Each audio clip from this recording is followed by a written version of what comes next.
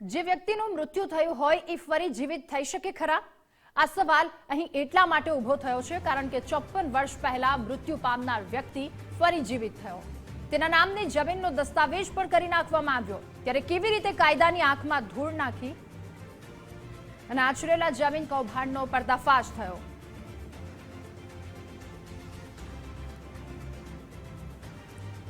વર્ષ 1970માં એક વ્યક્તિનું મૃત્યુ થયું અને તે જ વ્યક્તિ 54 વર્ષ બાદ ફરી જીવિત થયો.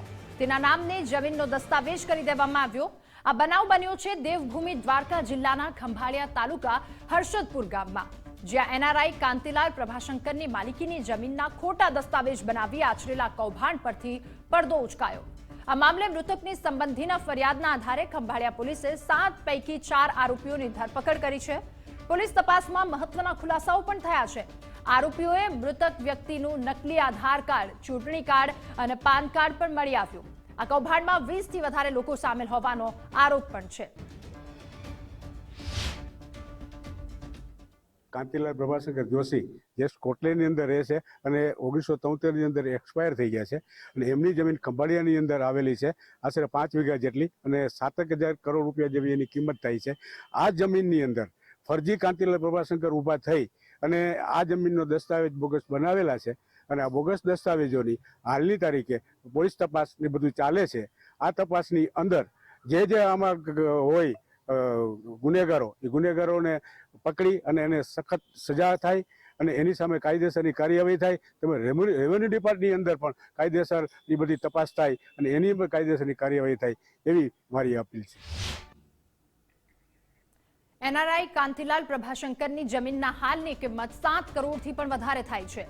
જમીન માલિક કાંતિલાલનું 7 જુલાઈ 1970માં કેન્યામાં મૃત્યુ થયું હતું. એમના વારસદારો કેન્યા અને સ્કોટલેન્ડમાં રહે છે. આ વાતનો ફાયદો ઉઠાવી ભૂમાફિયાઓએ મૃતક કાંતિલાલ પ્રભાશંકર જોશી નામનો નકલી વ્યક્તિ ઉભો કર્યો અને તેનું ડમે મુખ્તિયાર નામું મુંબઈ જઈ બનાવ્યું. ખંભાળિયા સબ રજિસ્ટ્રાર કચેરીમાં ટોળકી ઊભી કરી જઈ અને લંજા હુસેન સંઘી, મધુકાન શાહ નામની વેચાણ દસ્તાવેજ બનાવી લીધો.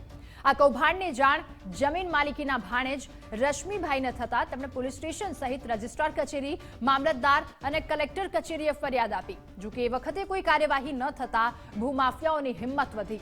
તેમણે વર્ષ 2022માં જગ્યાનો દસ્તાવેજ સદુભા ચુડાસમાના નામે કરી દીધો. જ્યારે ફરી રશ્મિભાઈએ ફરિયાદ કરતા આ વખતે પોલીસ સફાળી બની અને 7 પૈકી 4 આરોપીઓની ધરપકડ કરી છે. ખંભાળિયા પોલીસ સ્ટેશનની અંદર 24/12/2023ના રોજ નકલી ડોક્યુમેન્ટ બનાવી અને જમીન બારોબાર વેચી મારવાનો ગુનો નોંધાયેલો હતો, જેની અંદર કલમ 177, 205, 465, 467, 468, 471 અને 120B નો ગુનો નોંધાયો છે. તપાસ અત્યારે ખંભાળિયા પોલીસ સ્ટેશન ઇન્ચાર્જના ચલાવી રહ્યા છે, જેમાં અત્યાર સુધીમાં કુલ 4 આરોપીઓની અટક થઈ ગઈ છે અને બાકીના 3 આરોપી ફરાર છે. તે સિવાય અન્ય તપાસમાં ખુલશે એ તમામની ધોરણસર અટક કરી અને કાયદેસરની કાર્યવાહી કરવામાં આવશે.